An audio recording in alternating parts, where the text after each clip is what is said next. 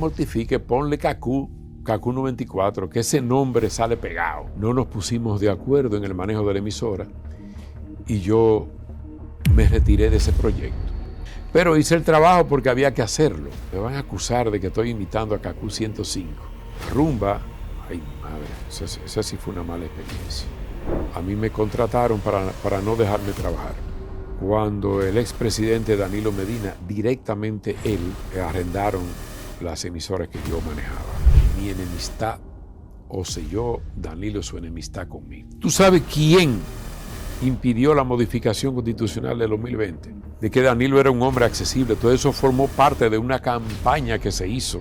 Yo soy amigo en lo personal de Leonel Fernández, porque Luis Abinader hoy es gobierno por esa intervención grosera de los Estados Unidos. Bandido, ¿no? Un psicópata. Asesinó a mi hija allá en Boston. Tú me disculpas, pero tú hablas así porque tú no has pasado por eso. Pero hay muchas cosas de la religión y de Dios que yo no entiendo, Colombia. ¿Y dónde estaba Dios cuando mataron a la hija de Rubén?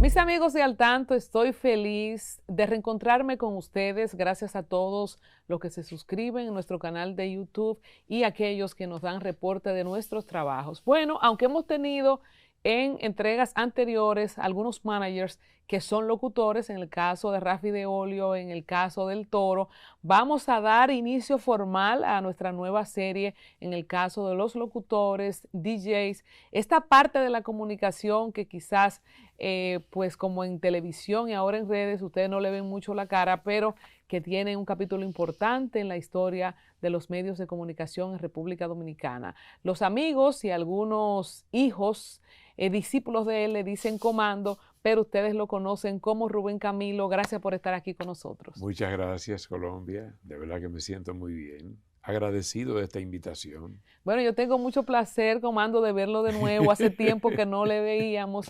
Y qué decir de una persona que ha sido fundador y parte integral de muchas de las emisoras que todavía conservamos, en el caso de Ritmo 96, por ejemplo, para el público joven que nos sigue, entre tantas otras, Supra, que ya no está con nosotros como tal. Sí. Pero bueno, vamos precisamente, Rubén, a repasar esta trayectoria a propósito de los cambios que ha tenido la radio. Son más de 50 años en la locución. Empezó muy jovencito. Muy jovencito, hasta el punto de que cuando yo comencé yo no había desarrollado mi voz todavía.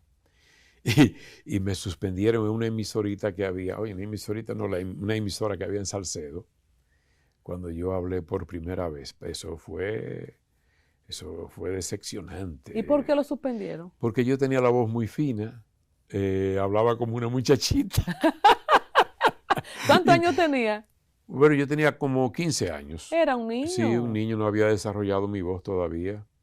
Entonces ahí esperé un tiempo y ahí me fui a trabajar los domingos a IBI Radio, a San Francisco de Macorís, que era la emisora más importante en esa época. Déjame decirte, más importante en esa época y todavía hoy, para mí es la mejor emisora en amplitud modulada que tiene el país.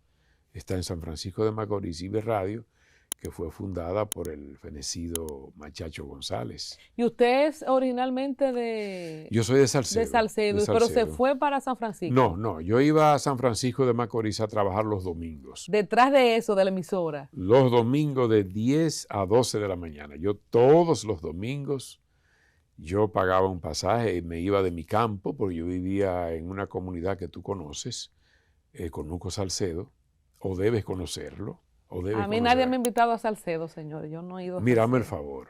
No he ido a Salcedo nunca. Pues te está perdiendo de la provincia con los campos más hermosos del país. Bueno, pero sin duda alguna. Estoy a la disposición para todos los amigos, que yo tengo grandes amigos de Salcedo. El Comando y yo te vamos a hacer una invitación un día de esto. Cuando tú tengas tiempo, porque ya tú eres una mujer muy ocupada. Eso hay que desmontarlo. Yo no tenía planeado de empezar así, pero señores, vamos a desmontar que yo soy una mujer muy ocupada. Ajá. Yo tengo mucho tiempo, abierta a invitaciones, no se lleve. ¿Usted cómo tomó con 15 años? Porque cuando uno anhela algo mucho y recibe ese tipo de golpes, a veces se desanima. ¿Cómo lo manejó con 15 años? Yo me sentí muy mal. Incluso en mi casa me decían, pero ¿qué es lo que te pasa? Eso fue terrible. Devastador. Devastador para mí en ese momento porque ese fue mi sueño siempre. ¿Cómo conecta con Y, la radio? Si en ese campo que usted dice, donde usted se crió con Hugo Salcedo, llegaba la radio AM, había radio en su casa, ¿cómo fue ese encantamiento por la radio? Mira, había un profesor ya ido de este mundo, Francis Livio Grullón, que era locutor. Y él y yo siempre estábamos oyendo radio, oyendo novelas que se escuchaban mucho en aquel entonces. Nosotros éramos fiebruces y escuchábamos siempre novelas, escuchábamos la radio, las transmisiones del béisbol. Y entonces a mí me fue surgiendo esa pasión por la radio. Hasta que un día yo he contado varias veces esa historia en entrevistas que me han hecho. Mi madre me lleva al médico, yo siendo un niño, y la primera emisora que hubo en Salcedo, que existía en Salcedo, estaba frente a frente al consultorio del médico. Eso queda en una subida que todavía está esa casa ahí, esa casa de los años 50. Y yo pasé del consultorio médico a esa casona porque vi que había un letrero que decía Radio Salcedo y veo a un locutor trabajando con una consola, una cosa. Y eso me llamó poderosamente la atención. Y a partir de ahí, Colombia, surgió ese amor por la radio hasta estos días. Bueno, y entiendo que empezó en AM, esa IBI de San Francisco. No, espérate, recuérdate que la FM surge en los años 80. En los años 80. Era todo AM en esa época. ¿De qué año estábamos hablando? Estamos hablando de 1975. No, antes. Esos pinitos que yo hice ahí, eso te estoy hablando del 65, Wow. Cuando la Revolución de Abril, que por cierto recientemente se cumplió años de esa gesta. Te estoy hablando de esos años, porque yo en IBI Radio incursiono en el año 1968. Entonces, una facultad que tiene Rubén Camilo, además de que tiene una voz bellísima como locutor, usted ha dirigido varias emisoras y entonces como que fue algo que se dio desde el principio. La primera que dirigió, que es lo que tengo en mis notas, es Radiovisión en 1975. Cuénteme de eso. Sí, Radiovisión fue en 1975. Yo, cuando vine a la capital, también comencé a laborar los domingos, porque yo vine a estudiar a la Universidad Autónoma de Santo Domingo primero, y la radio estaba en segundo plano, o la locución en este caso. Entonces yo comencé a trabajar en Radio ABC, luego trabajé en Radio Universal, en Radio Continental, Radio Cristal, y ahí paso a Radiovisión. Y cuando el difunto Reinaldo Balcácer renuncia de la emisora, él me propone a mí como director. Y ahí comenzó mi carrera en 1975, ya como programador de radio. Muy joven. Programador. ¿Y el contenido de esa emisora era? Era musical. Totalmente. Radiovisión, para que tú tengas una idea, fue la emisora musical más importante de los años 70 aquí en la capital. Era una emisora donde los artistas se disputaban sonar por primera vez ahí. Ahí había un equipo de locutores excelentes todos. Ahí estuvo Willy Rodríguez, Enrique Fernández, El Bello Bello, José Esteves, Francis Moya, Carmen Alonso. En fin, no se me queda nadie. Bueno, ahí hubo otros como Sandy Almeida, que trabajó también después de mi salida, trabajaron otros. Pero Radiovisión fue una emisora de verdad con una penetración impresionante aquí en la capital. Todo esto, insistimos, es AM todavía. Todavía Se AM. funda KQ94, me imagino que estoy yendo en el orden, ¿verdad? Que todavía existe KQ94. Usted le da nombre a la emisora. ¿Cómo se gesta esto? Ya probado como director en Radiovisión, ¿cómo da el próximo paso? Bueno, de Radiovisión paso? yo pasé brevemente a dirigir Radio Cristal.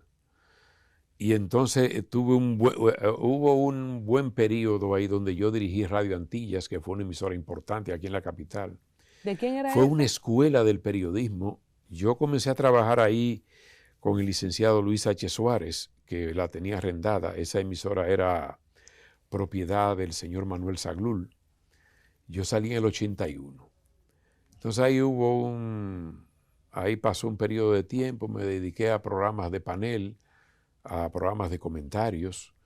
Yo produje, me atrevo a decirlo así, el primer programa interactivo de radio que hubo aquí, que fue Calentando la Tarde. Y ese programa comenzó como una sección en Radiovisión y luego se hizo programa en Radio Antillas y luego pasó a Radio Continental. Entonces de Radio Continental, ahí voy en secuencia ya. Pero entonces cuando usted dice que produjo el primer programa interactivo es porque hasta ese momento no se llamaba a las emisoras como ahora vemos, los interactivos. No. En esa época lo que existían eran los noticiarios. ¿Y cómo le surge ese cambio a usted? Bueno, eso surge con un programa eso surge como una sección justamente en Radiovisión. Cuando yo me voy de Radiovisión, que paso a dirigir a Radio Antillas, yo pasé a Radio Cristal, ahí hubo un receso del programa o de la sección. Entonces cuando paso a Radio Antillas ya lo formalicé como un programa de radio a las 4 de la tarde, todos los días. Entonces ahí comencé de 4 a 5 de la tarde. Ahí ese fue un programa que hablaba de los temas políticos, era una revista en sí. Y le dábamos cabida a los oyentes para que opinaran. Calentando la tarde. Haciendo historia. Entonces de ahí pasa a CACU. No, todavía no llego a CACU. A CACU yo llego después de Radio Continental, que tenía Calentando la Tarde. Cuando yo salgo de Radio Antillas, voy a Radio Continental. Hacíamos el programa ahí, Cilia Hernández y yo, la fenecida Cilia. Estuvimos ahí en Radio Continental. Y de ahí yo paso a Radio Central a trabajar como gerente de ventas en el área comercial. Es un área que a mí no me gusta, nunca me gustó, ni me gustó ni me gusta. Yo no sé vender. Malísimo para vender. Pero hice el trabajo porque había que hacerlo. Entonces ahí, ahí hubo un proceso antes de CACU. Y mira, y es algo que yo no he contado en ninguna entrevista. Estando yo en Radio Central, me llegó una oferta para manejar una emisora de FM. Fue el fenecido don José C. Morile, no sé si tú lo escuchaste hablar de él. Él fue un pionero de la televisión, él fue el fundador del Canal 13 de Teleinde en aquel tiempo. Y entonces yo iba a trabajar con él. El proyecto CACU iba a salir por 104.5. Pero hubo unas contradicciones, no nos pusimos de acuerdo en el manejo de la emisora y yo me retiré de ese proyecto. Entonces ahí me encuentro un día con Francis Méndez, locutor dominicano de larga data. Se hizo famoso en Nueva York, en la Mega, trabajando en Estados Unidos. Hoy está en Nueva York, radicado ya. Francis Méndez fue una gran figura de Radio Guarachita y uno de los mejores locutores comerciales de este país. Y me topo con Francis Méndez y me dice, Concho Rubén, yo te estoy buscando. Te tengo una oferta para manejar una emisora de FM. Y digo, ajá, ¿y de quién es esa emisora? Esa emisora es de Interdosa, de Ángel Ocar García, una financiera importantísima que tuvo una gran incidencia en la década de los 80, a mediados de la década de los 80, y entonces ahí surgió la idea de CACU 94. Pero CACU no surge, esa emisora arrancó desde cero. Esa emisora se llamaba Audio 94. ¿Por qué le puso CACU? Mira, nosotros estábamos buscando nombre para esa emisora y no encontrábamos el nombre adecuado para la emisora porque arrancó desde cero. Fíjate que se compró la emisora Audio 94, se cerró y todo arrancó desde cero. Entonces, un día yo estoy en la recepción de Interdosa, ahí está Enrique Fernández, que ha sido un gran creativo, y estamos buscando ahí dice Enrique, oye Rubén,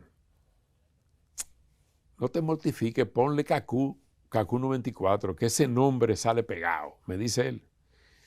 Y yo, concho, pero me van a acusar de que estoy imitando a Kaku 105, de Puerto Rico, de San Juan. Decía yo en el principio, Kaku 105 fue un referente obligatorio para todos los programadores de radio aquí en Santo Domingo.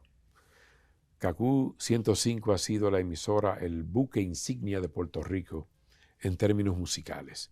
Todavía hoy Colombia, esa emisora mantiene la supremacía en la audiencia en Puerto Rico. Y entonces, ahí estamos hablando, pero coincide la sugerencia de Enrique con las siglas de la emisora. Oye, qué coincidencia. Las siglas de Kaku son HIKQ. Y yo, pero aquí está el nombre ya. Aquí está el nombre. Y así surgió el nombre de Kaku. Porque las emisoras tienen unas siglas según su frecuencia. Es algo que está predeterminado cuando se le asigna. Sí, cada país tiene una letra. Por ejemplo, nosotros comenzamos con HI. Por ejemplo, en Estados Unidos son todas W. ¿Y eso qué significa eso? Bueno, eso es una identificación. Para el espectro. Eso son, exacto, para el espectro general. Es una identificación por país. Por ejemplo, en Cuba comenzaban todas con Q. Entonces con nosotros Q. empezamos con H y ya íbamos por KQ en ese ocasión. No, HI. Las otras siglas, ya esa asignación la hacía el ente regulador, en este caso la Dirección General de Telecomunicaciones. ¿Cómo vivieron ustedes el cambio de AM a FM y, qué sé yo, quizás regalar unos minutos técnicos para nuestra audiencia? ¿Qué significó eso? Todavía la radio AM existe, pero la FM es como la que se usa. Háblenos un poco de eso técnicamente. Bueno, aquí la frecuencia de FM se usaba para enlace.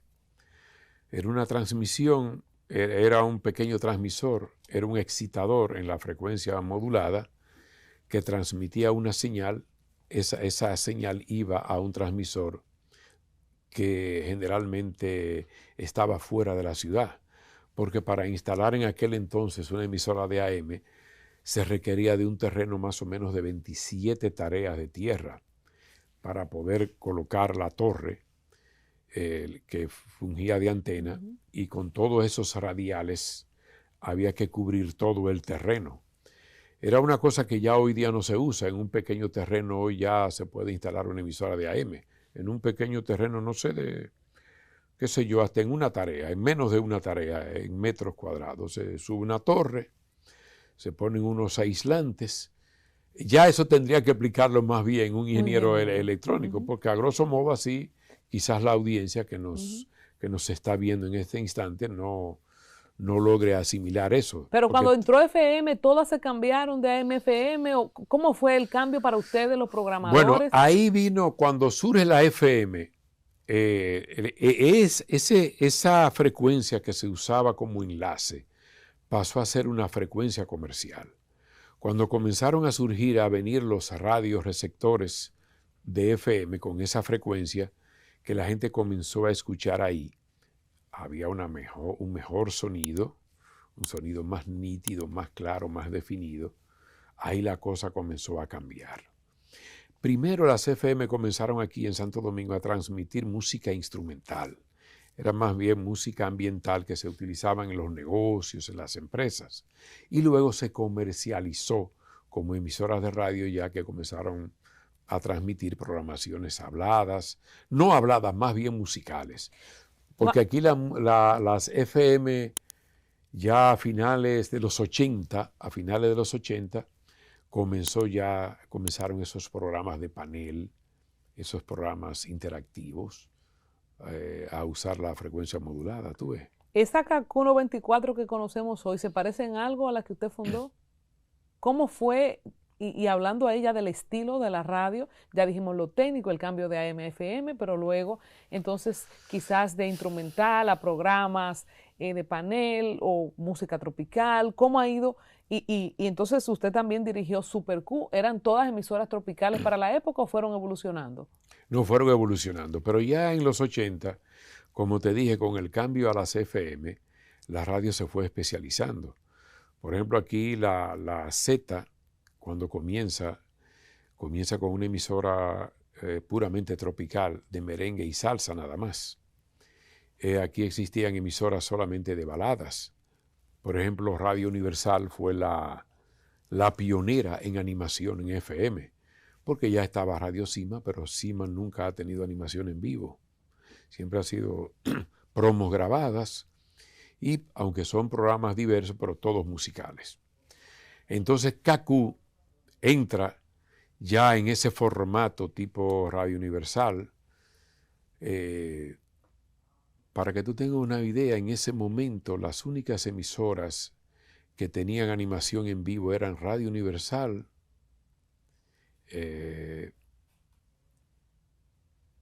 Radio Central, ¿y cuál otra? Y la Z, pero la Z era pregrabada en aquel entonces. La Z no transmitía en vivo. Era una emisora automatizada, luego Hits 92, que tenía animación también pregrabada, y KQ, eran 5 emisoras. Ahí también surgió, en ese interín surgió Viva FM. ¿Y se oían en el país entero esas emisoras? No. ¿Eran aquí en el distrito? Eran emisoras locales, todas eran emisoras locales. Aquí emisoras de cobertura nacional no existen. Existen las cadenas que se repiten esos transmisores en diversos ¿Aún hoy día puntos no del existen? país. No, una emisora de cobertura nacional, no. Yo te puedo decir que, por ejemplo, la Z es la emisora para mí de mayor cobertura nacional, porque tiene repetidoras en diferentes pueblos, en diferentes frecuencias, pero ahí muy cercanas, en 101.1, 101.3, 101.5, y se mantiene en ese rango, ¿no?, de frecuencias. ¿Cuál fue el próximo paso después de KQ? De KQ. Bueno, te iba a decir que la programación de KQ fue quizás la primera emisora que, bueno, aparte de Radio Universal, que instauró aquí un Top 40, los 40 éxitos principales en forma rotativa. Pero nosotros lo hacíamos de una manera muy diferente. Nosotros, por qué no decirlo, copiamos ese estilo de KQ 105, que lo hacía en base a las ventas del disco. Nosotros peinábamos en ese momento las principales tiendas de discos del Conde, de la Duarte, y hacíamos semanalmente, había un joven que iba y tomaba los discos de mayor venta con los vendedores. Dígame esta semana. Y nosotros en base a eso programábamos. Esa era la idea. ¿Y era puramente musical? Sí, musical. ¿Super Q también era musical completamente? Sí, de ahí de KQ, tú sabes que KQ, al pertenecer a una financiera, vino el problema de las quiebras de las financieras a finales de los 80. Y entonces, lamentablemente, la emisora fue ocupada por el gobierno, por la superintendencia de bancos. Comando, ¿por qué los bancos y financiera le gusta tener medio? Emisora de radio. Le gustaba, porque yo creo que ya la ley prohíbe eso. Según. Sí, ya la ley prohíbe eso, Colombia. Pero hay intereses siempre, como en lo financiero, en tener medios de comunicación. Sí, porque aquí se vendió la idea. Y la idea hasta cierto punto es real. Los medios de comunicación te dan incidencia. Los medios de comunicación inciden en la población de una manera u otra. Los medios de comunicación orientan, informan y desinforman también. ¿Tú entiendes? Entonces aquí llegó un momento que los grandes empresarios, sobre todo banqueros, quisieron incursionar en la radio. Pero vuelvo y te reitero, la ley ya lo prohíbe. Después vamos a hablar de Baninter, pero seguimos en la historia. Tengo entendido que para usted Ritmo 96 es considerada como su gran obra. Ritmo 96, al igual que KQ, es una emisora que todavía la tenemos con su mismo nombre. ¿Funda Ritmo 96 desde cero como KQ? ¿Y por qué usted considera que es como su obra maestra? Mira, Ritmo 96, porque Ritmo 96 fue donde yo pude dar riendas sueltas a mis ideas, que te puedo decir que en Cacú también, porque las dos tuvieron inicios muy similares, las dos. Pero en Ritmo, en aquel momento ya la competencia estaba más dura en la radio. ¿Qué año estamos hablando? Estamos hablando de 1995. Nosotros salimos en prueba en diciembre del 95 y en enero del 96 arrancó la programación de manera formal. ¿Y esto ya sí era musical y programas o era solo musical? También Ritmo 96 fue musical. Ritmo 96 nunca tuvo programas interactivos, nada de eso. Fue una emisora eminentemente musical, aunque sí teníamos boletines de noticias durante la mañana. Hay que decir que usted era la voz en off de Ritmo del Sábado. Coincidió. Tenía coincidencia, era de los mismos dueños. Ría, que una sonrisa no cuesta nada. Una sonrisa es vida. Despierta, levántate. ¿Por qué estás triste? Hubo una coincidencia cuando a mí me llaman para hacer voz en off, que Felipe Gil, de los hermanos Gil, que eran los dueños de Ritmo del Sábado, me llama. Y me dice, mira, queremos que tú seas la voz en off de este proyecto. Tenemos un muchacho de Santiago que va a ser el animador. ¿Qué era quién? Un muchacho de el Pachá. Frederick Martínez. ¿Cómo era que decía Jorge? Ru, me pegó eso. Que todavía, hay sitios donde yo voy, Colombia, que me dicen a mí ru, cuando me relacionan. Gente que vivió esa época de la televisión. ¿Y cómo era? ¿Usted estaba en vivo ahí con el Pachá? Sí, eso era en vivo. Eso era en vivo. ¿Cómo era el Pachá de ese tiempo? La mamá le mandaba algún mensaje para que se tranquilice desde entonces. Bueno, no, ese muchacho ha sido eléctrico desde el nacimiento, creo yo. Ustedes hacían una coanimación, sí, básicamente, muy bueno. off y sí, porque él comenzaba y decía, ¿y qué es lo que sigue? Ru. Gracias, Pachá, lo que sigue tal y tal cosa. Pero realmente fue una experiencia maravillosa, Ritmo del Sábado, porque eso coincidió con Ritmo 96, donde yo era el director de la emisora. Incluso nosotros teníamos un concurso de apertura de la emisora, que fue cuando rifamos $250,000. Wow. Y ese concurso se hizo en Ritmo del Sábado, públicamente, sacándolo ahí los boletos. ¿Y lo de Ritmo de la emisora? Eran unos volantes, no, más bien. ¿El nombre de Ritmo, quién se lo puso? Yo, todo. ¿Y no tuvo nada que ver con Ritmo del Sábado? No, nada. Fue una coincidencia. Eso fue una coincidencia. Ritmo del Sábado fue los hermanos Gil. Y la pegada de esa emisora de Ritmo 96, cuéntenme de la experiencia que le hace sentir tan orgulloso, dio rienda a sus ideas, pero también fue una emisora, bueno, todavía es una emisora que tiene su sitial. Bueno, todavía Ritmo 96 es una emisora que mantiene todavía prácticamente el mismo formato desde su fundación. Con la introducción ya hoy día es una emisora que se ha adecuado a la realidad de lo que está pasando en la radio de hoy. Es una emisora que tiene algunos programas interactivos, tiene un programa importante en la mañana que es el Ritmo de la Mañana. Tiene, creo, otro programa en la noche que no recuerdo su nombre, pero ellos han salpicado la programación con algunos programas interactivos de amplia incidencia aquí en la capital. Y entonces, pero mantienen en lo musical, mantienen su animación y mantienen prácticamente el mismo formato. Ahora que usted toca el punto de que se han adecuado a la radio de hoy, usted se dio cuenta, bueno, hay muchas cosas más que decir que la iremos diciendo en la trayectoria de Rubén Camilo en cuanto a programación y a dirección de radio, pero usted se dio cuenta cuando la radio dejó de ser tan musical y fue más interactiva, usted provocó más bien, o sea, ¿cómo se da este fenómeno de que por lo menos yo pienso que en vez de tanta música, las principales emisoras son más habladas? Bueno, lo que pasa es que Colombia con el asunto, no el resurgir, no el surgir de las redes y de venir ese cambio que ha venido total a revolucionar la comunicación electrónica más bien, pues la radio comenzó a cambiar y tuvo que irse adecuando. Ya los jóvenes que según estudios que se hicieron en los años 90, mediados de los años 90, prácticamente el 65% de la juventud era la que más escuchaba radio y escuchaba música. Ya un público más adulto contemporáneo buscaba otras cosas en la radio, los deportes, las informaciones, los programas de panel, etcétera, etcétera. Entonces, con el surgir de las redes y de tantas plataformas y tantas facilidades para oír música, que ya tú en un celular, tú tienes acceso al Spotify, que tú tienes YouTube, que tú tienes muchísimas otras opciones para ya la escuchar radio música. no es el medio ideal para escuchar música. No, ya no tanto.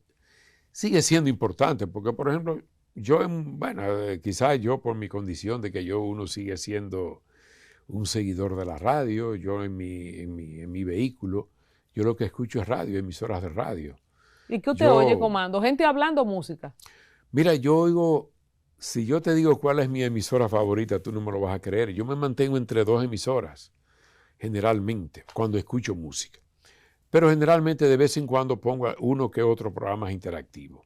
Pero los oigo muy poco, porque ya como tengo la plataforma YouTube, yo voy a YouTube y yo busco en YouTube lo que me interesa. No sé cómo ustedes le llaman a los títulos estos llamativos, cuál es el nombre técnico. La miniatura. No sé. La carátula. Que vive engañando a uno. Porque un saludo para los community. Vive engañando a uno. Porque tú entras, Colombia Alcántara se casa. Exacto. Se casa. Ay, que no lo engañen, Alcántara. que sea verdad. Entonces, ¿tú no estás comprometida? No, pero ese público, Comando, se ve que usted no ha seguido los últimos programas. Como decía un amigo mío. ¿Cómo es? Es que aquí no hay hombre. No hay hombre en este país. Dios mío, una dama tan elegante. Sí, mismo. Pero mira. Clickbait. ¿Cómo es que se llama? El clickbait. Clickbait. Eso es para enganchar. Sí, para enganchar. Entonces, cuando tú entras, que ya tú entras y comienzas a ver el contenido. Se tira sus 10 minutos y nada. Y sigue viendo, y sigue y nada. Y tocan una cosita. Y yo, ay, qué gancho. Entonces ya mira, yo estoy suscrito al Tanto Televisión. Muchas gracias. Claro, desde un principio. Muchas gracias. Yo estoy suscrito a muchas plataformas. ¿Y lo engañan aquí, Comando, también? No. Somos serios, No, aquí no. Parece que la gente que tú tienes manejando eso Tratamos, sabe. ¿verdad? Porque la competencia es feroz. Y yo le preguntaba precisamente, Comando, a propósito del cambio de la radio, de muchos programas hablados. La gente puede escuchar su música en las plataformas que decida, pero de hecho algo que he observado cuando le decía de las emisoras, el cambio a AM, FM, Tropical, ¿en qué momento o en el tiempo que usted estuvo dirigiendo emisoras de radio le tocó la disyuntiva de sacar merengue, bachata o salsa por música foránea? A propósito de muchas emisoras que hemos perdido en la programación del apoyo a nuestra música nacional, que ahora precisamente o antes ponían música de fuera y ahora todas son urbanas, muchas de las que eran emblemáticas. Sí, no. Yo siempre trabajé en formatos ya que estaban previamente estudiados. Por ejemplo, el caso de Ritmo 96 y de Cacú, eso no fue casual, eso no fue improvisado.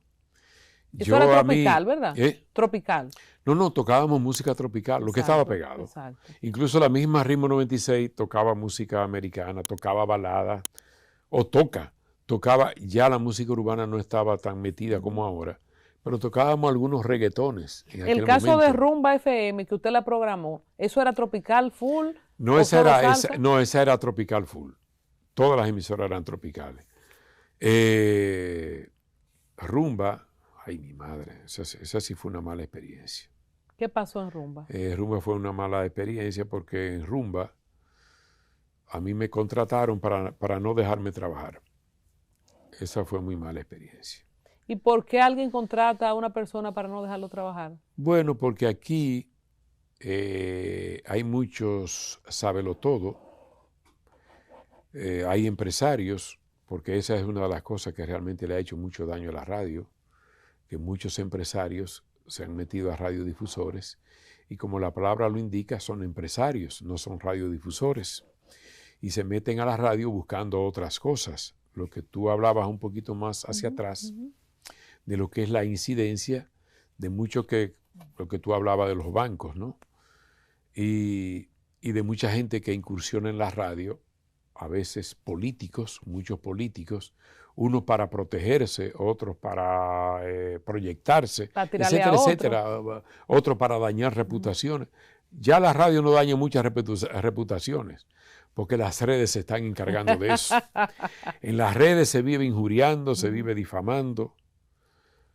Las redes están haciendo mucho daño, aunque hacen mucho bien, porque están las dos cosas. Va a llegar un momento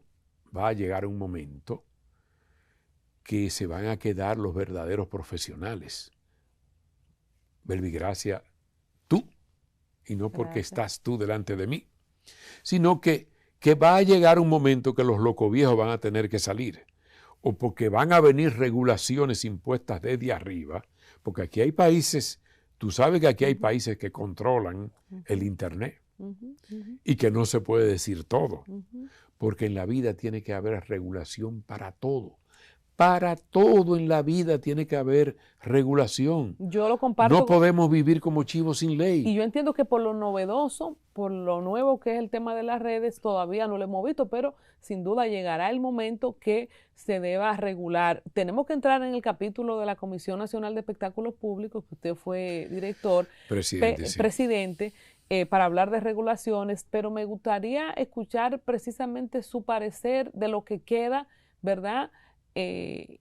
No me terminó lo de rumba, que no lo dejaron trabajar. Bueno, hemos brincado un poquito, porque después ya de ese proceso de Ritmo 96, vinieron ya otros proyectos como Cadena Espacial, vino mi experiencia manejando las emisoras intervenidas, que eran propiedad de Baninter. ¿Cuáles eran? Hay que decir que usted fue también voz en off, voz comercial de Baninter. Sí. Todas las posibilidades. Sí, todas las posibilidades. Sí, entonces, sí. queda como administrador, ¿cuántas eran? Mira, la cadena era, yo manejaba 8 emisoras, porque lamentablemente el gobierno, yo llego a administrar las emisoras en el 2004. Cuando el gobierno de Hipólito Mejía las interviene, las emisoras propiedad de Baninter, que era la radiocadena comercial completa, ahora mismo, en ese momento, si sumamos las 8 que yo tenía, más la de radiocadena comercial, venían siendo unas 12 o 13 emisoras de radio en total. Pero cuando Hipólito las intervino, era la totalidad de la cadena. Luego, cuando el PLD llega en el 2004, que llega el presidente Fernández a presidencia de la República, a mí me nombran como administrador, pero entonces se hizo una subdivisión. A mí me dejaron las 8 emisoras que eran donde el señor Ramón Báez Figueroa, presidente de Baninter, tenía la mayoría de las acciones. Y entonces a Radio Cadena Comercial, en una acción, y lo voy a decir, hasta cierto punto ilegal, en ese momento, y fue ilegal de hecho, entran al señor Antonio Espaillat a administrar la parte que le tocaba a él de Radio Cadena Comercial. Él era un accionista. Si las emisoras estaban intervenidas por el gobierno, él no podía entrar a administrar esas emisoras, porque tú no puedes ser juez y parte. Esas emisoras estaban en poder del Estado y él era un accionista. Porque si hubiese sido así, entonces había que darle cabida a los otros accionistas y solamente se hizo con él. ¿Por qué? Asuntos políticos que yo no compartí en ese momento, pero donde manda capitán no manda soldado. Y entonces a usted le toca Supra, ¿cuál eran? Yo manejaba Supra, Power, aquí en la capital. Yo manejaba Cadena Espacial, que luego pasó a ser administrada por Radio Cadena Comercial. Manejaba KB94, a Latina 97.5 en Santiago. Manejaba otra Dorada en Cotuí, manejaba otra en Samaná, otra en Sánchez, otra emisora en Elías Piña, y ya. Y entonces Sol, ¿y cuáles manejaba Antonio? Entonces Antonio manejaba Sol y luego pasó a manejar a Cadena Espacial. Pero ya lo de Cadena Espacial con Radio Cadena Comercial fue un acuerdo ahí que se hizo. Pero básicamente lo que manejaba era Sol y Radio Comercial, obviamente, en AM. Eso es lo que él manejaba. ¿Y este proceso cómo termina? Que usted dice, bueno, que no le pareció legal. Al final, ¿cuánto tiempo duran estas emisoras intervenidas? Bueno, yo estuve trabajando hasta enero 2016, cuando el expresidente Danilo Medina, directamente él, con la comisión liquidadora de los bienes de Baninter, arrendaron las emisoras que yo manejaba. Las arrendaron a 4 grupos económicos, que actualmente son los grupos que están manejando esas emisoras. O sea, que esas emisoras todavía están en temas del Estado. ¿Cómo así? Así como lo oyes. O sea, eso nunca se capitaliza, nunca se venden o lo que sea. Todavía es la hora que esas emisoras no se han licitado. ¿Y le han cambiado el nombre? Por ejemplo, Supra le cambiaron el nombre. Inexplicablemente, los nuevos administradores cogieron a Power, que la mantienen en su misma línea, entonces sacan a Supra del aire, se inventan otro nombre, un nombre que hasta cierto punto con una programación que es dirigida casi al mismo blanco de público de Power. ¿Ve?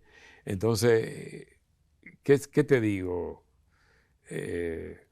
No te voy a hablar del perjuicio en desmedro de quién, porque realmente tú señalabas ahorita nuestra música, el merengue, los artistas dominicanos que prácticamente han tenido poca difusión, se han ido a la parte urbana. Y la música urbana ha tenido una incidencia en los últimos años terrible, ¿no?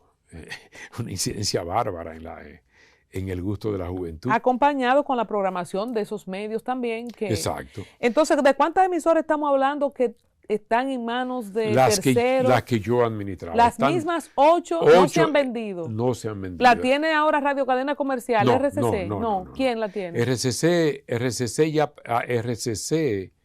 ya es una entidad privada. Ellos sí, creo que la comisión liquidadora negoció esas emisoras con el señor Antonio Payat y otros accionistas que la tienen. Ya esas están totalmente aparte. Pero la parte que yo administraba, de las que te señalé, como Power, Supra, la 2 de Santiago, las que te señalé, esas todavía pertenecen al Estado Dominicano. Están intervenidas por el gobierno. ¿Y sabemos cuánto nos dejan de ganancia mensual? ¿Eso es transparente? Bueno, en la comunicación tú no puedes ocultar nada, pero yo realmente, no, ya eso es un manejo interno de ellos. No sé. Pues yo no sabía que nosotros teníamos esas 8 emisoras, sí, que también son mías, yo soy parte del tuyas, Estado. Claro, tú eres parte del Estado. Ojo avisor. Sí. Cuando usted eso dice... Eso tendría que revisarlo un próximo gobierno o el propio presidente Abinader, yo no sé, el actual gobierno. No sé, porque el problema es que este gobierno, al igual que el otro, han mantenido las mismas autoridades financieras del Banco Central. Yo soy de los que entienden que yo espero que al gobernador del Banco Central no le dé ni gripe, porque aparentemente el único que sabe de economía en este país es el señor que administra el Banco Central, porque todos los gobiernos lo dejan, todos los gobiernos que vienen lo dejan ahí. Y esto implica igual que la misma Claro, porque comisión... el Banco Central es que maneja esas emisoras en Colombia. Ya entendí. La comisión liquidadora de los bienes de Baninter están, ¿cómo te digo?, supeditadas al Banco Central. Y el Banco Central es el que decide ahí. El señor Valdés Albizu es el que decide lo que se hace con esas emisoras. Que incluye también el canal RNN, que todavía bueno, yo te hablé de la parte de radio, exacto, no te hablé de televisión. El 13 también, ese sí lo vendieron. Entonces, cuando usted decía Danilo Medina en persona, usted es una persona que en su momento estuvo cerca de Leonel Fernández, esa posición fue designada en el gobierno de Leonel Fernández. Sí. Creo que usted llegó a presentarlo también como locutor o presentador, ¿no? Sí, Sí, eso es un episodio interesante, Colombia, porque yo era el administrador de las emisoras de Baninter, ¿no? Que estaban en manos del Estado.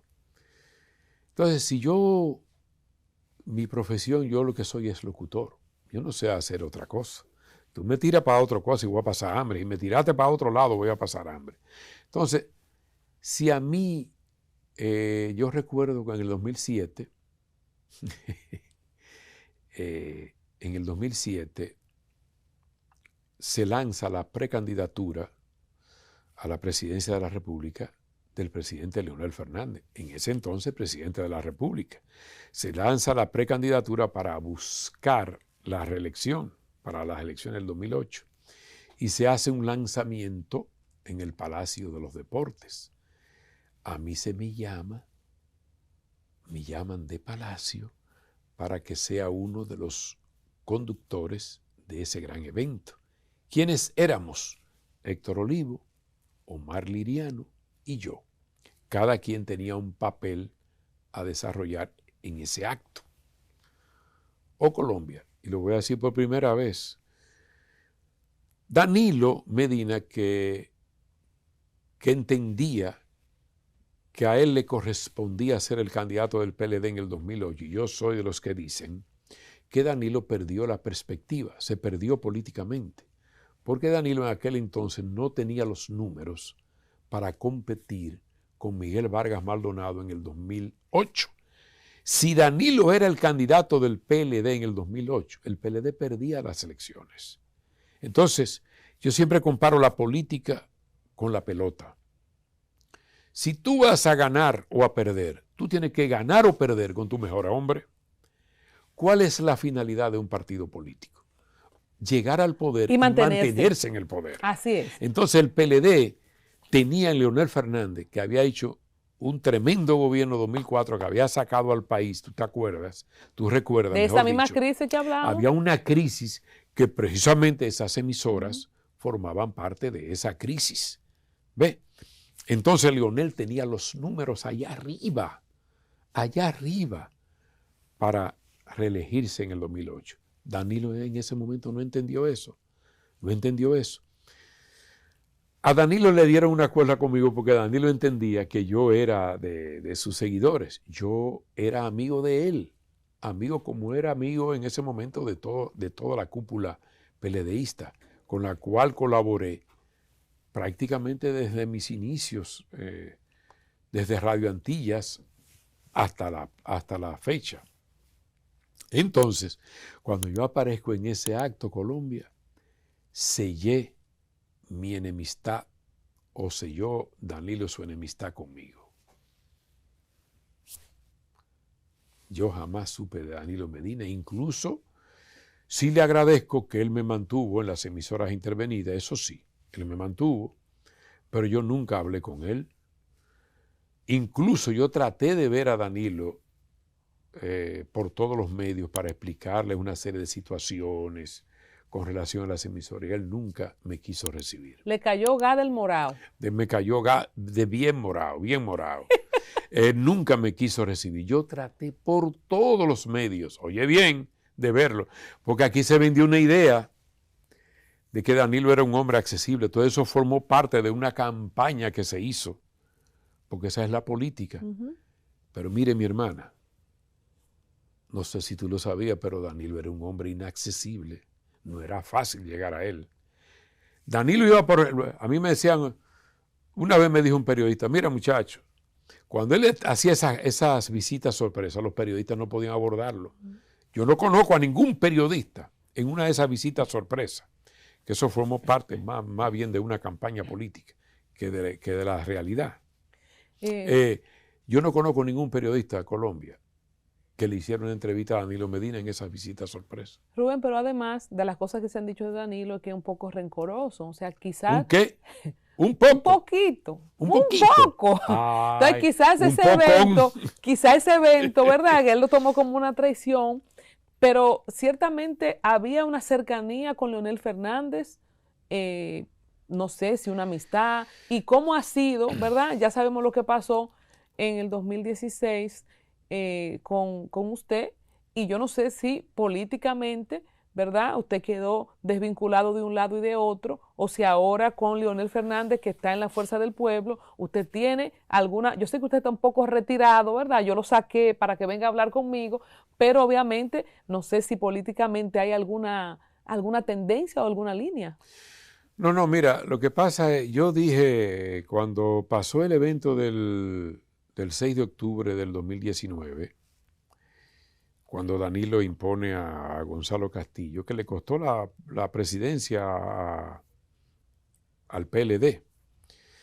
Yo soy de los que creen que el PLD podía, si hubiese llevado a Leonel como candidato en el 2020, el PLD tenía todas las posibilidades de volver a repetir. Es verdad que había un cansancio, la gente se hartó, para hablar en buen dominicano, del PLD, pero había un porcentaje muy elevado que apoyaba al PLD, porque tampoco yo no te puedo a ti venir a decir que Danilo, independientemente de todo lo que se está diciendo ahora, de todo lo que ha pasado, de todo lo que conocemos, él no hizo mal gobierno. Y el PLD estaba unido también. Y el PLD estaba unido. Incluso fíjate que aún él modificó la Constitución en el 2015. Todo eso se aplaudió porque se entendía que Danilo había hecho un tremendo gobierno y que merecía 4 años más. Y todo el mundo apoyó eso. Mira lo que es cambiar el curso de la historia, Colombia. Si Danilo, porque yo tenía un programa en Supra en ese momento, que se llamaba La Oposición de la Tarde. Y déjame decirte que yo decía, cuando se modificó la Constitución en el 2015, yo dije, estoy totalmente de acuerdo con la modificación, pero hay un error que Danilo ha cometido. ¿Cuál fue el error? El nunca jamás. Óyeme, ¿cómo tú vas a poner el nunca jamás? ¿Cómo tú te vas a jubilar? Porque, ok, tú dirás, bueno, la gente está con la alternabilidad. Pero cayó un gancho ahí. Él cayó en un gancho. Del más sabio que Leonel, que le puso esa cosita ahí. No, entonces él viene y pone el nunca jamás. Cónchole, si tú modificas la Constitución y quitas el nunca jamás, ¿qué pasa? Tú apoyabas a Leonel en el 20 y tú podías volver después. Comando, es que fue que... Tú ibas a hacer opción de poder para el 24 es que o para el 28. El líder le forzó esa cláusula ahí. Eso no fue de que él se entregó. Y él como lo que quería era sus 4 años más. Sí, está bien, ¿dónde le firmo? Sí, Colombia, pero en el 19 él quería 4 más. Y 4 más, y si lo dejamos hasta que Cristo venga, porque la gente no se quiere apiar, comando. Y él iba, acuérdate que él iba a modificar. Es más, ¿tú sabes quién impidió la modificación constitucional del 2020? El Pompeo ese, en una grosera intervención norteamericana, porque esas son las cosas que yo, que yo detesto. Una grosera intervención del gobierno de los Estados Unidos que benefició a Leonel, esa grosera intervención, y benefició al país también. Y a Luis Abinader. Y benefició a Luis Abinader, porque Luis Abinader hoy es gobierno por esa intervención grosera de los Estados Unidos al impedir la modificación constitucional. Aquí hay gente que dice que nosotros somos independientes, pero eso es entre comillas. Entonces, la situación actual de Rubén Camilo, políticamente. No, políticamente, yo te voy a decir lo siguiente. Yo soy amigo en lo personal de Leonel Fernández, para nadie es un secreto, pero yo no estoy en la Fuerza del Pueblo. Yo te dije a ti que yo terminé el 6 de octubre. Yo dije que yo no volvía a hacer campaña política por nadie. Ahora, yo sí creo que a este país le convendría el retorno nueva vez de Leonel Fernández al poder por su experiencia, para ver lo que va a suceder con toda esa experiencia y diría yo todos esos golpes que recibió de sus propios compañeros. Pero como él no es rencoroso. Bueno, Leonel, ya a veces le critico ese tipo de cosas. Él es muy, qué sé yo, muy tolerante. Si tú le das una galleta, te pone la otra mejilla para que le dé. Ahora, hay gente que me dice, yo tuve la oportunidad de hablar con él hace un tiempo, pero tenía mucha gente esperándolo. Siempre tú hablas, hay que hablar como medio rápido, tú no puedes intercambiar muchas ideas. Pero gente muy cercana a él me dicen que el Leonel de hoy no es aquel Leonel de los 8 años que él gobernó el país. Óyeme, Colombia, en 12 años fuera del poder es mucho lo que se aprende. Mira lo de Lula en Brasil, que por eso yo te dije a ti lo del nunca jamás. A mí me gusta el sistema de Brasil. 2 años, por ejemplo, si Abinader... Mira, Abinader es un hombre joven. Abinader tiene las posibilidades de reelegirse. ¿Y se ha tratado con Abinader? ¿Se conocen? ¿Quién? ¿Le gustaría estar, qué sé yo, una conversación con el presidente Abinader a usted? Yo una vez nosotros lo llevamos al programa, a la oposición de la tarde. Pero después que bueno, yo creo que él me conoce. no lo he visto después que el presidente de la República. Porque comando de repente al presidente hay que darle la oportunidad que tenga sus 8 años, porque Leonel tiene 2 en la costilla. Sí, yo creo dejar que Luis haga 8. Eso lo va a decidir el pueblo. Eso lo va a decidir el pueblo. Yo creo que, en cierto modo, él está haciendo un gobierno decente. Eso no se le puede quitar. Está haciendo el esfuerzo porque le tocó una papita bien caliente, un país en medio de una pandemia, porque el mundo cambió. No solo cambió, la pandemia fue determinante para la comunicación. Lo que estábamos hablando de la radio y de todas estas plataformas digitales, sino cambió también en términos políticos. ¿Tú entiendes? Entonces ya el pueblo tendrá la oportunidad, porque yo te voy a decir algo, aquí no hay que ser un politólogo, ni un científico, ni un sociólogo, ni nada, Colombia, para saber que el año que viene las elecciones se van a decidir entre Leonel o Abinader, o sigue Abinader o vuelve Leonel. ¿Y Abel no existe, comando? No tiene la más mínima posibilidad, no. ¿Por lo golpeado que está el PLD o porque él no ha logrado conectar? Las dos cosas. Está golpeado el PLD y Abel está bien golpeado. El PLD está bien golpeado y Abel no ha aprendido.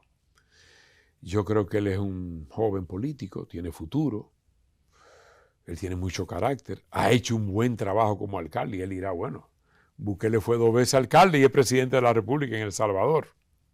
O sea, se puede ir de alcalde a la presidencia de la República. Y en medio de este mundo cambiante, como usted dice, ¿quién sabe lo que pase en estos 11, 12 meses que quedan? No, aquí no, este país no es... No es Salvador. No es El Salvador, ni es Bolivia, ni es Perú, que de la noche a la mañana aparece un fenómeno y en 6 meses se hace candidato y es presidente de la República. No, aquí ese tipo de cosas no se dan. Comando, a mí me ha gustado este análisis con usted. ¿Por qué no está en la radio? Porque además de ser programador, director, usted es un buen analista, comentarista político. ¿Por qué no está haciendo comunicación activa al margen de la política? Bueno, quizá no ha habido oportunidad. En tiempo atrás a mí me ofrecieron para coordinar un matutino que iba a salir. Y yo dije, mira, yo ni en mi juventud trabajé de madrugada. Lo más temprano que yo he trabajado en la radio, en la comunicación, ha sido 8 de la mañana. 8 de la mañana, cuando yo animaba como DJ, como disc jockey en Radio Cristal. Bueno, comando, una nueva mañana empieza a las 8, piénsalo, a veces lo traemos por acá.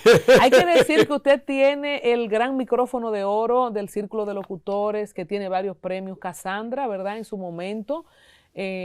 O sea que estamos hablando de un comunicador probado, más de 50 años como locutor, pero usted ha sido director de espectáculos públicos. Yo no puedo dejarlo ir a propósito de lo que usted ha dicho de las redes sin que pasemos balance si todavía es significativo tener esta institución, si de algo sirve, si qué está regulando espectáculos públicos y si en su momento usted se acuerda de alguna canción que usted haya prohibido.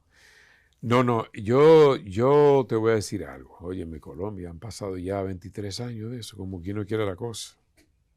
Van a ser 23 años que yo fui, en agosto, se van a cumplir 23 años que yo fui presidente de la Comisión de Espectáculos Públicos y Radiofonía. Nosotros actuábamos como una verdadera comisión. Ahí nunca se tomó una decisión de manera unilateral. Yo en lo personal no, la comisión actuaba como tal. Y en ese sentido, todo lo que se hacía ahí era de común acuerdo, valga la redundancia, con la comisión, que éramos 5 miembros. Entonces, yo diría que ese fue el último intento que hubo aquí de regulación en la comunicación. Porque tú te acuerdas, vuelvo a decir tú te acuerdas, tú recuerdas que a quien me sustituye a mí en la comisión fue el colega Napoleón Veras, que fue presidente de la comisión. Pero lamentablemente los gobiernos no apoyan a la comisión, no le dan el apoyo que requiere esta entidad. Una entidad tan importante, Colombia, porque si es un ente regulador, ya hoy, como yo te decía, yo no sé qué porque por ejemplo las redes no están reguladas, porque si fuera así, aquí el 80% de todos esos locos viejos que tienen canales en YouTube tuvieran fuera pues, una partida de gente que no sabe hablar por un micrófono. No saben hablar ninguno. Y respetando a todo el mundo, jugando con la moral de todo el mundo, diciéndole ladrón a todo el mundo, acabando con las mujeres del medio, pero acaban con todo. Y a eso ¿Por qué no se regulan esos contenidos digitales? Entonces, pero también eso va a la radio y a la televisión, comando. Aquí hace años que se está diciendo de todo por radio y televisión. Pero es lo que te digo. Pero tú sabes por qué. Yo lo vaticiné eso. Que me perdone él, porque, ¿verdad? Pero la verdad hay que decirla. El primer comunicador que introdujo las malas palabras en la radio, ¿quién fue? Don Álvaro. Don Álvaro Arbelo Hijo. Una figura de primer orden en el periodismo, pero él hizo lo que se llama un crossover, ¿no? Óyeme, increíble, una cosa que nadie lo pensaba. Cuando la Comisión de Espectáculos Públicos, presidida por Napoleón Veras, lo suspende, oye bien, lo suspende, vino don Hipólito Mejía, a la sazón presidente de la República, y se va personalmente a la Z y le levanta la suspensión. Él, el presidente de la República. Muy Hipólito. Y desautoriza a Tony Raful, que era a la sazón el secretario de Cultura o ministro de Cultura. Sí, ya era ministro ya. Era el ministro de Cultura. Lo desautoriza porque la comisión la pasaron a ser una dependencia de Cultura que no debió ser. Porque cuando yo la presidí, la comisión era una dependencia de la presidencia de la República directamente. Entonces, ¿tú sabes lo que dije yo a partir de ahí, Colombia? Se embromó la comunicación en este país. Mañana aquí no va a haber autoridad para sancionar a ningún otro comunicador que diga malas palabras por la televisión o la radio. Y así fue. Entró el mar, mi hermana. ¿Es la comisión una entidad actualizada legalmente? Porque también se ha dicho de que eso fue un invento de Trujillo, de que no es propio de la libertad de expresión que está en la Constitución. O sea, ¿tendría, además de la voluntad de un presidente, cimientos firmes legales la comisión? Claro que sí. La comisión está amparada mediante una ley que no se ha derogado. ¿Que no contradice la Constitución? No la contradice, porque aquí la gente cree. Porque ahí volvemos a lo mismo. Aquí creen que hablar por un micrófono y decir todo lo que se te venga en gana. Eso es libertad. Eso es libertad. Eso es libertad. Si hay un órgano que te dice usted no puede decir tal cosa. Eso es violatorio de la Constitución. Aquí todo el mundo, según la Constitución de la República, es verdad. Todo el mundo tiene derecho a expresarse libremente. ¿Usted llegó a conocer la ley Mordaza, que le llamaron ley Mordaza también, que era una propuesta precisamente para regular todo lo que se está diciendo en medios y en redes sociales? Pero eso como que se le tumbó el pulso. Sí, se le tumbó porque había muchas cosas ahí porque lo que hay que hacer es adecuarla a los nuevos tiempos. Y siempre hubo una serie de propuestas de modificación, pero nunca se llevaron a cabo, de la ley de expresión y difusión del pensamiento. Entonces, lo que yo te decía es que en la vida todo tiene que estar regulado. Porque para tú conducir un vehículo, tú necesitas una licencia. Hoy para tú ser médico, para tú ser ingeniero, ¿tú entiendes? Pero si fuera así entonces cuando yo te digo a ti que la Constitución te da la potestad, sí, para tú expresarte libremente, pero por un medio de comunicación usted tiene que tener algo que te ampare a ti como locutora. Yo tengo mi carnet. Algo que te Examinada ampare por a María ti. Cristina Camilo, Bueno Exacto. Torres, Jesús Nova, pero ya eso no importa. Mira, esa fue una de las grandes satisfacciones que nosotros tuvimos cuando fuimos presidente de la comisión. Hasta esa fecha, aquí nadie que no poseyera un carnet podía hablar por un micrófono. Nadie. Aquí todo el mundo tenía que estar regulado. Y así fue. Yo lo tengo decorativo. Comando, en su carrera, fuera de estas cosas que hemos visto, experiencia en rumba que no lo dejaron trabajar, temas políticos, a nivel general, personal, ¿cuáles han sido esos momentos o cuál podría ser ese momento más difícil? Yo conozco uno, no sé si lo quiere compartir, que le toca a uno como ser humano y profesional sobreponerse y volver a dar la cara, volver a hablar por un micrófono, en nuestro caso por la cámara. Nosotros las figuras públicas y que hacemos arte o comunicación, también somos seres humanos, tenemos familia. ¿Cuál ha sido ese momento más duro que le ha tocado? Bueno, sin duda alguna fue el caso de mi hija en el 2011. Que cuando yo hacía esos programas de radio, Calentando la Tarde y luego La Oposición de la Tarde, el toque de la tarde con el fenecido J. Eduardo Martínez también. Nosotros siempre condenábamos esos hechos, esas cosas que han estado sucediendo y que siguen sucediendo. Fíjate ese caso de esa joven comunicadora, sí, que fue el más reciente. Nosotros siempre condenábamos esos hechos. Y qué lejos estábamos de que nos tocara a nosotros. Cuando un bandido, ¿no?, un psicópata, asesinó a mi hija allá en Boston, una muchacha que estaba cuidando a su hijo, tenía un hijo especial, lo estaba llevando a un tratamiento especializado en uno de los mejores hospitales allá en Boston. Nadie le tocó ese caso que nos cambió la vida a Colombia. Porque todavía es la hora que, bueno, yo en lo personal no he podido reponerme de eso. ¿Cómo le tomó la noticia? ¿Ella estaba sola? ¿Quién se lo dijo? Porque a uno le toca dar noticias, pero como usted dice, no espera uno nunca estar en las noticias. Yo recuerdo que yo estaba acostado en mi casa esa tarde. Yo me sentía muy mal de la gripe.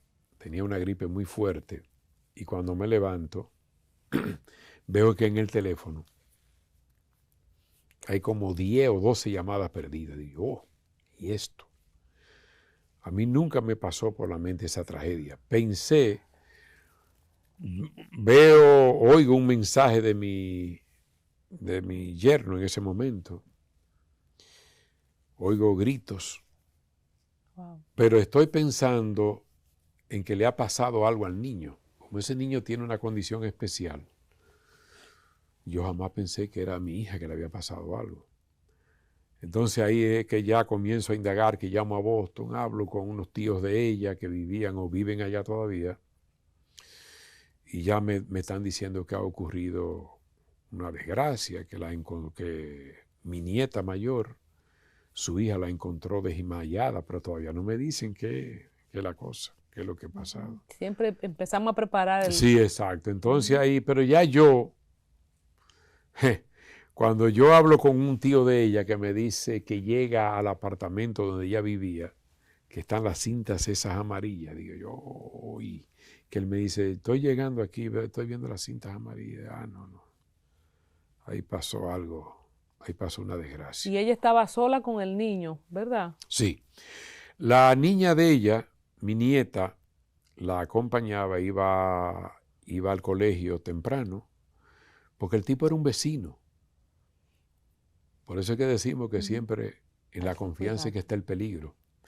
Y el tipo se mostraba muy solidario con ella. Tenía su pareja y sus hijos también. Entonces, parece que el tipo estudió todo. Mi nieta salía ya a las 6 de la mañana y pico, se iba. Entonces ahí parece que ella se quedaba con el niño y ahí parece que fue que él la sorprendió. De esa cosa de película que vemos en Estados Unidos. ¿Fue condenado a cadena perpetua? Sí, ¿Ustedes pudieron darle seguimiento desde aquí? ¿Cómo fue? Nosotros fuimos al primer juicio. Fuimos al juicio. ¿Cómo lo atraparon? Perdón, ¿cómo? Bueno, interrogaron a varias personas. A él lo atraparon con la prueba, ¿cómo es? Con el ADN. El ADN de...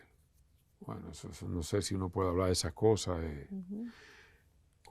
Como él la violó, tú sabes. Pues la violó y después la asesinó. Y después la estranguló. Una cosa... Mira, muchacho, eso es terrible. Una muchacha como era esa, como tan tonta, tan, qué sé yo, como que yo digo que si hubiese sido una muchacha con más vuelo, a lo mejor no se deja sorprender así. Porque estos psicópatas, cuando encuentran una mujer que no le hace la contra o qué sé yo, tú lo desarmas, ¿no? Pero esas son cosas que uno ni se imagina.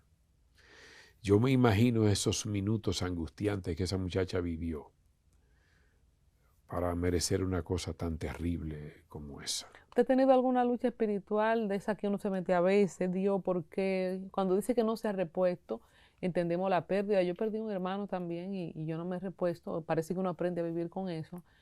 Pero también cuando pasan este tipo de cosas, uno cuestiona a veces al Supremo, que no deberíamos, pero es una condición humana. Cuando sucedió esa desgracia, me llama Mundito Espinal y me dice, mira Rubén, eso que tú acabas de señalar de tu hermano. Mundito perdió a su hermano, que fue un militante político, Manuel Espinal, Manny Espinal, en un accidente tonto. Él pierde la vida y él dice, mira, tú vas a renegar de todo, de Dios y de todo. Y yo te digo a ti una cosa, yo no soy de los que dicen que todo obra para bien. No. A mí me consolaban amigos en ese momento. No, que tú sabes, que esto, que lo otro. Hubo uno que hasta lo ofendí. O no lo ofendí, le dije, tú me disculpas, pero tú hablas así porque tú no has pasado por eso. Solamente el que ha perdido un hijo sabe lo que es eso. O sea, tú vas a aconsejar a otro por algo que tú no has pasado. Tú no has pasado. Eso es... No hay palabras. No hay palabras. Entonces yo decía, yo una tarde escuchaba a Juan TH. Él estaba en la Z en ese momento. Y Juan es medio ateo, por no decir ateo completo. Y Juan decía en un comentario esa tarde, él y yo, incluso Juan y yo teníamos una enemistad tonta, que a raíz de la desgracia de mi hija nos hicimos amigos otra vez. Eso no viene al caso ahora. Y Juan decía, cónchole, ¿y dónde estaba Dios cuando mataron a la hija de Rubén? ¿Y usted se lo llevó a preguntar? Claro. ¿Tiene respuesta ya? No tengo respuesta, ¿no? Y mira que yo creo en Dios. ¿Ha habido una resignación, aunque uno no entienda, en esos casos? Uno mira, yo pude haberme trancado, fíjate que estoy hablando de la manera más natural. Yo siempre voy a su tumba. Yo a veces voy a su tumba, me deprimo un poco, me pongo a pensar en otras cosas. Y yo, es que yo vengo, pero me pongo a hablar con ella ahí, solo, yo voy solo, me paso un rato ahí. Yo voy todos los meses. Entonces, yo no tengo respuesta. Después de eso, mi hija mayor, ella es más, yo admiro a mi familia, porque mi hija mayor, que eran así, pero mi hija mayor se ha entregado a la religión, ella es católica, y mi hijo, el varón, ya un hombre de 28 años, que era un muchacho apenas de 14 años cuando sucedió la desgracia, pues eso fue en el 2011 y estamos en el 2023, es evangélico, de lleno, pero dedicado de lleno. Yo digo, caramba, pero estos muchachos, que Dios los bendiga, que Dios los bendiga. Pero hay muchas cosas de la religión y de Dios que yo no entiendo, Colombia, yo no las entiendo. No estamos supuestos a entender, Rubén, no estamos supuestos a entender, a aceptar, porque ¿qué otra cosa podemos hacer? Pero yo siempre digo que la vida es muy injusta a veces, porque no es el solo caso, ¿no? El caso que uno ha pasado. Comando, el niño, ¿quién lo cuida? El niño lo cuida su especial. papá, que se ha entregado en cuerpo y alma a él. Ya él tiene 13 años, camina con un andador. Sí, obviamente eso no tiene cura, porque eso son cosas de nacimiento. Él tiene una, ¿cómo le llaman a eso? Una condición especial que yo no sé cómo le llaman a eso, pero un niño con muchos problemas de nacimiento. No habla, no sé si oye, no, creo que no oye bien. Yo no lo he vuelto a ver, no. Ellos viven allá, siguen viviendo en Estados Unidos. Pero es lo que te digo, que uno ve tantas cosas en este mundo que uno dice, caramba, ¿y por qué la vida es así? ¿Por qué la vida se ensaña con seres inocentes, con seres que a veces que no tienen la culpa de nada? Mira ese caso ahora. Sí. De ese niño que mataron unos bandidos ahí. Y mira quiénes participan en ese crimen, que no se ha aclarado del todo. Porque esa es otra, que en las redes comienzan a sentenciar a la gente y a culpar a la gente. Y te revictimizan. Exacto, sí. Y asumen posiciones que, señores, esperen un poquito, no se precipiten. Bueno, sin duda, nosotros todos nos hemos hecho a propósito de todos los niños que en lo que va de año han resultado víctimas, desde la niña de Higüey, el niño de Santiago, el niño más reciente, y sin duda, Comando, que una explicación nadie la tiene, el que la dé se la inventa. Entendemos que estamos en un mundo caído, de naturaleza caída, donde a veces aflora lo peor de nosotros, ¿verdad? Y sin duda hay mucha sangre inocente derramada desde la historia de Abel, si vamos a ir al inicio de la Biblia, que también era inocente. Así que ojalá que Dios nos dé esa comprensión, esa resignación como sus hijos, encontrar ese camino de consolación, porque lo otro sería perdernos también nosotros mismos en ese abismo. Sí, así mismo es. Esa es la verdad. Así que un abrazo, como en ese momento se lo di, yo estuve en el funeral, y nada, un abrazo de nuevo, y todo lo que hemos perdido, seres queridos en condiciones similares. Yo sé que nos damos este intercambio de energía de consolación, que es lo único que podemos hacer. Es lo único. Y seguir viviendo, porque esa es la vida. Seguir viviendo y solo nos quedan los recuerdos. Así es. Esa es la verdad. Yo quiero dejar la invitación abierta no solamente aquí en Al Tanto TV, sino a la plataforma, porque queremos ver a Rubén Camilo activo de nuevo con sus comentarios, con su tono de voz, enérgico pero pausado, pausado pero contundente. Así que ojalá poder, ¿verdad? A propósito también de la temporada que se avecina y de que los medios electrónicos, digitales, redes sociales, necesitamos también de la pericia de ustedes, de lo que ustedes están hechos, no solamente en la experiencia, sino en la calidad humana. De repente ustedes retirarse del todo, dejan la cancha abierta para que personas que no necesariamente porque no tengan un carnet, sino porque no tienen la formación y la vocación, ocupen todo el espacio.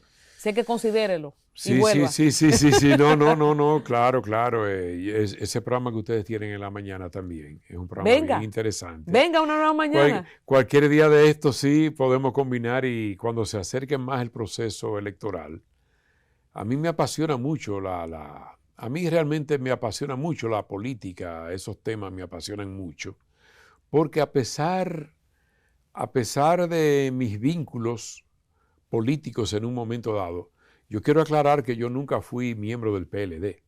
Yo fui más bien un colaborador del PLD. Y fue crítico cuando tenía que hacerlo. Cuando tenía que hacerlo. Aunque sí debo admitir que por complacer a un gran amigo, dirigente del PLD, en el año 2000, por un asunto de que su esposa era candidata a diputado, tuve que hacerme miembro de un comité de base.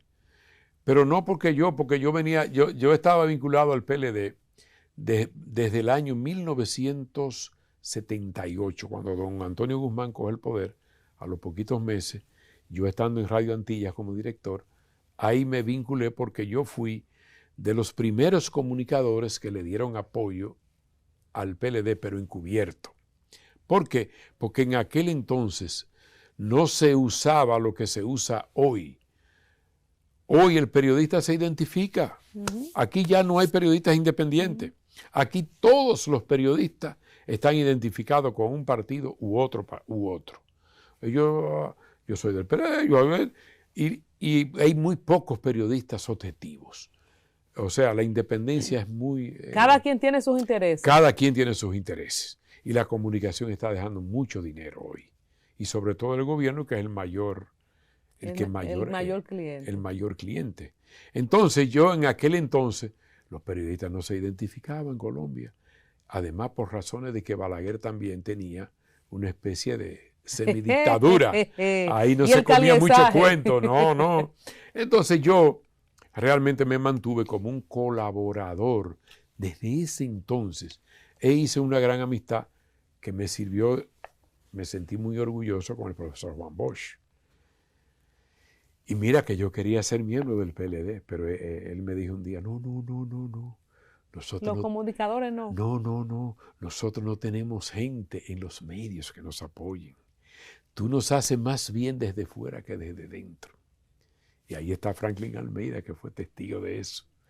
Ahí está Héctor Tineo, como periodista que tú conoces, sí, claro, que fue testigo de eso.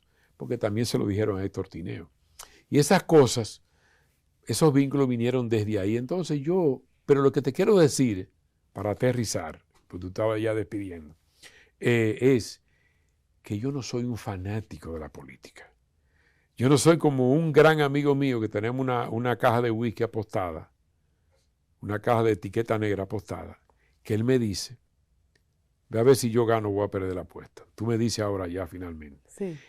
Yo no estoy apostando a que Leonel va a ganar las elecciones.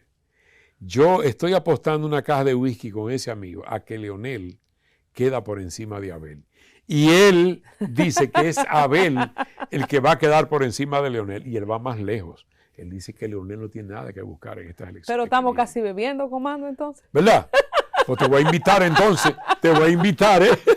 Estamos casi bebiendo etiqueta negra. Hay una hermana mía, un saludo para ella, que le cae muy mal, pero yo la malo pruebo. La verdad que yo no soy de whisky. No voy a decir el apellido. Ay, Alexis. Comando, muchas gracias. Un placer verlo de nuevo. Gracias a ti.